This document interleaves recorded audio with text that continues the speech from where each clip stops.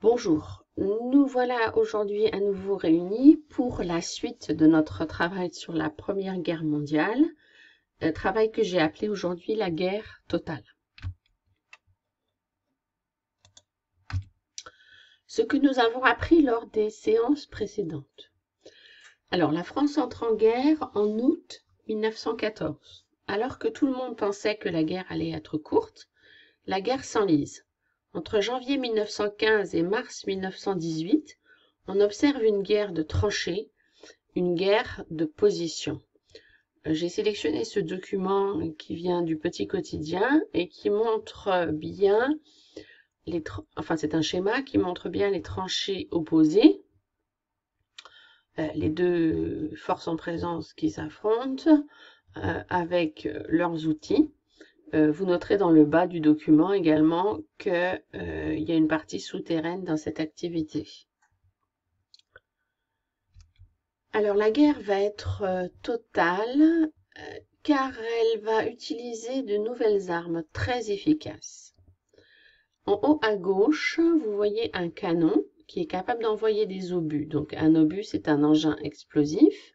Ici, un engin explosif de 40 kg à 11 ou 12 km, ce qui est considérable et qui permettait de faire des dégâts énormes.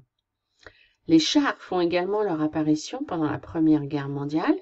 Ici, un char Renault que vous pouvez voir au défilé de la Victoire. Nous avons vu pendant l'étude de la révolution industrielle que l'aviation avait pris son envol. Eh bien, les avions vont jouer un rôle important dans la Première Guerre mondiale puisqu'on va les utiliser pour survoler l'ennemi et pour lui lancer des engins explosifs. En bas à gauche, un autre fait marquant de la Première Guerre mondiale, c'est le Zeppelin. C'est un engin volant.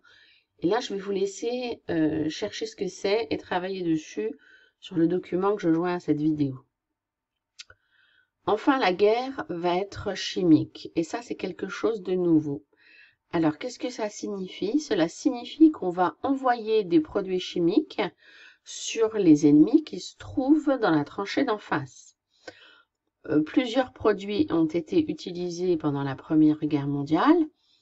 Ces produits ont pour conséquence de gêner la respiration des ennemis ou de leur créer des problèmes de peau, des brûlures. Le plus célèbre d'entre eux est le gaz moutarde. Les soldats avaient quelques masques à gaz pour se protéger, comme vous pouvez voir sur la photo, pas très efficace d'ailleurs. Pendant ce temps, puisque la grande majorité des hommes sont au combat, les femmes doivent les remplacer dans les usines et aux champs. Alors sur la photo de gauche, vous pouvez voir des femmes qui fabriquent des obus dans les usines. On les a appelées les munitionnettes. C'était un vrai changement pour elles d'aller travailler à l'usine, puisque ce n'était pas le cas avant. Les femmes travaillent également dans les champs.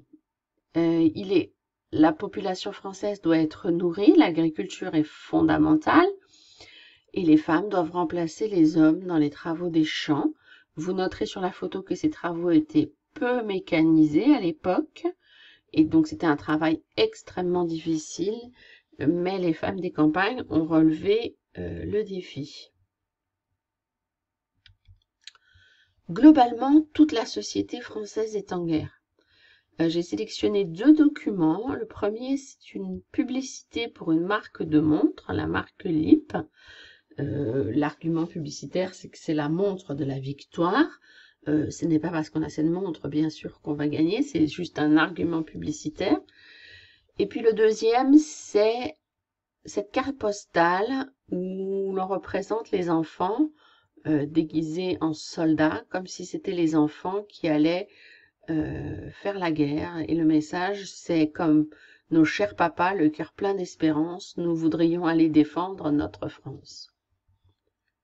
Toute la société française est donc en guerre. Le monde entier est également en guerre. Donc même si nous ne devons étudier que l'histoire de France, je trouve intéressant de vous préciser un certain nombre d'autres choses. Sur le front Est, l'Allemagne affronte la Russie. Donc, ça va être une guerre coûteuse pour les Allemands en hommes et en matériel. Les Allemands ont développé la fabrication de sous-marins et ils vont les faire circuler dans toutes les eaux, dans tous les océans du globe, et ils vont faire couler un certain nombre de bateaux pour porter préjudice aux Français et aux Anglais. Mais c'est cette action des sous-marins qui va déclencher l'entrée en guerre des États-Unis. Alors pas au début de la guerre, mais en 1917. Enfin, les Français et les Allemands s'affrontent sur le terrain de leurs colonies, et comme ils ont de nombreuses colonies en Afrique, les combats y font également rage. Un autre exemple de l'influence coloniale, c'est celle des Anglais qui se trouvent au Moyen-Orient, où Arabes et Turcs se battent pour la péninsule arabique. La guerre est donc totale et le monde entier est en guerre. La prochaine fois, nous parlerons de la fin de la guerre et des traces de la Première Guerre mondiale aujourd'hui. À bientôt.